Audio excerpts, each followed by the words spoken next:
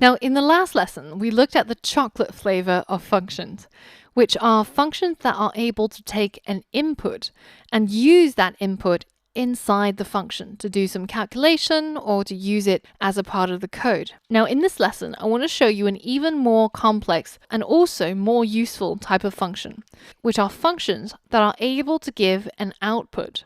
So for example, taking the previous example where we're able to take money as an input to the function and use it to calculate the number of bottles of milk that we can buy, at the end of the code, we can use the keyword return to specify that this function, in addition to be able to take inputs, it can also give an output. And in our case, we're giving the output of money modulo 1.5. So remember that 1.5 is the cost of a bottle of milk. So money modulo 5 means that we're getting the remainder of how much we've spent to buy the milk. So if you remember, the modulo works like this. Whereas 9 divided by 6, 6 only goes into 9 once. So we get a remainder of 3. So in this case, the variable e is equal to 3 because the modulo gives you the remainder of the division. So in this function, if we gave an input of $4 and each bottle of milk costs $1.5, then the robot will buy 2 bottles of milk, which will cost $3, and it'll give us $1 change. And that $1 of change is the output from this function, which we can bind to a variable called change. So for example, we can say variable change is equal to the outcome of the function getMilk with an input of 4. And change will equal 1. Because remember, each bottle of milk costs 1.5, so $4 only gets you 2 bottles of milk, which costs $3, and that gives you a remainder of 1. So now the output of this entire function is equal to 1, and that gets assigned as the value to the variable change. That might take a little bit to sit in, but let's just review creating the function in this third type of functions. So the important things are we have the function keyword that specifies we're creating a new function. We have to give the function a name straight afterwards. And then inside the curly braces, we specify whether or not if we have an input that this function is going to use. And in order to get an output out of the function, we have to use that keyword return. And whatever gets returned in the function becomes the right-hand side of this function call. So when we call a function that has an output, we can use the output and we can assign it to a variable. For example, in this case, the variable change. So if we didn't have this line where we have a return statement or specify that our function has an output, then calling getMilk only executes the function without getting an output back. So this is the most complex of all 3 functions. And this is the last flavor that we're looking at, which is the strawberry flavor, which incidentally is also the flavor that I never touched because it tastes awful. But our third function doesn't have to be awful, as long as we understand how the return works. So let's take a look at this in practice. So currently we've got our function that takes an input called money, and it uses that input to calculate how many bottles of milk we're able to buy using that money.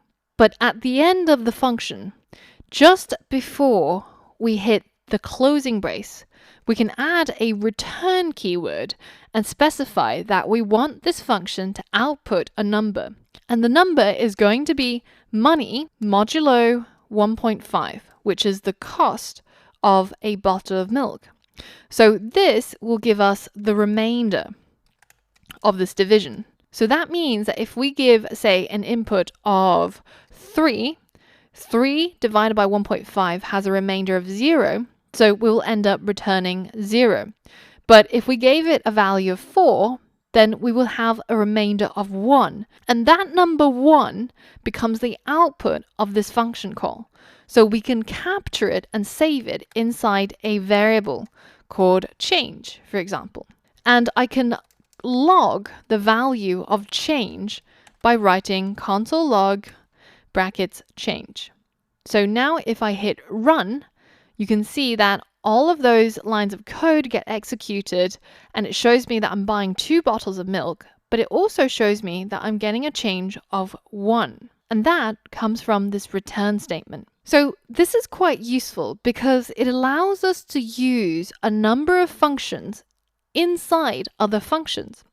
So for example, if instead of messing up my bunch of instructions, I took this part where I calculate the number of bottles of milk I get based on money into its own function. So for example, let's create a function called calc bottles, and it takes an input in the form of starting money and also cost per bottle. So we can now say that the number of bottles is equal to this input called starting money divided by the cost per bottle.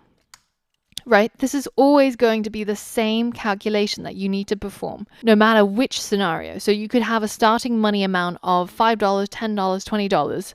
Doesn't matter. And if you divide that by the cost per bottle of milk, then you will end up with the number of bottles. So now, how can we use this function inside here? Well, if we give this function a return statement and we say that the output of this function is the number of bottles,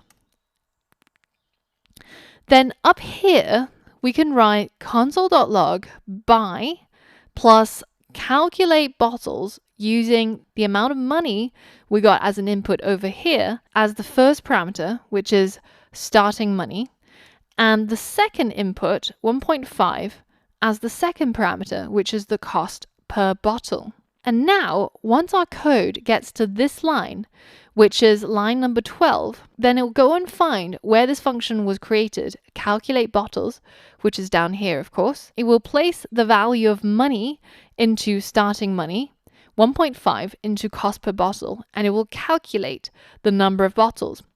And once it gets to this return statement, that value in number of bottles will replace this part of the code because it is the output of the function. So now if I call my first function getMilk and I specify an input of say $5, then that $5 is going to go into this parameter called money, and then it's going to move over here in order to use it to calculate the number of bottles we'll get back. So if I hit run, you'll see that all of the instructions are executed, and it also tells me that I'm able to buy 3 bottles of milk and have 0.5 as the change. Now, what if we did the same thing down here? What if instead of doing the calculation in here, we created another function and we called this function calc change? And the inputs that it's going to take is starting amount and also the cost per bottle. And inside this function, I'm going to calculate change, which is going to be equal to starting amount modulo cost per bottle. And that is what I'm going to return as the output of this function. So now, instead of returning this calculation, I can simply return calc change, and the first input is going to be money, and the second input, cost per bottle, is going to be 1.5. And that becomes the output of this function, which is getMilk. So instead of just calling getMilk here, I can also say console.log, call this function getMilk, and we're going to add it to a string. So we're going to say, hello master, here is your whichever amount that you get plus change. So now if I run the code, you can see that it goes through all of the commands, buys 3 bottles of milk, and finally we get, hello master, here is your $0.5 of change. So as you can see, what we're doing here is we're using the output of functions in order to use it inside other lines of code. So now, say if the cost per bottle of milk changed, right? Say it now costs, I don't know, $2.5 instead of $1.5. Then we don't actually have to change the calculation. And in fact, we can make this even more dry by reducing the repetition inside the function.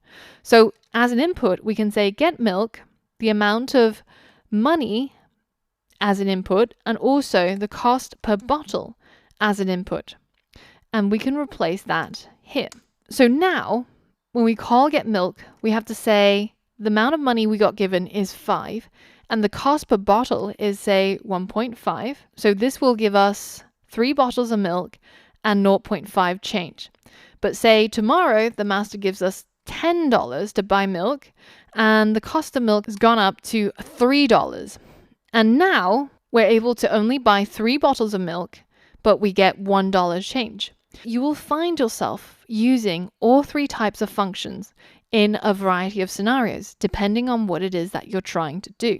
There's a lot of new information that you've learned, so it's really, really crucial that you try to understand this information by completing some exercises and trying to write the code yourself. So in the next lesson, I have an interactive challenge for you where I want you to write some code and we will use some software on our side to test your code and see if you got it right.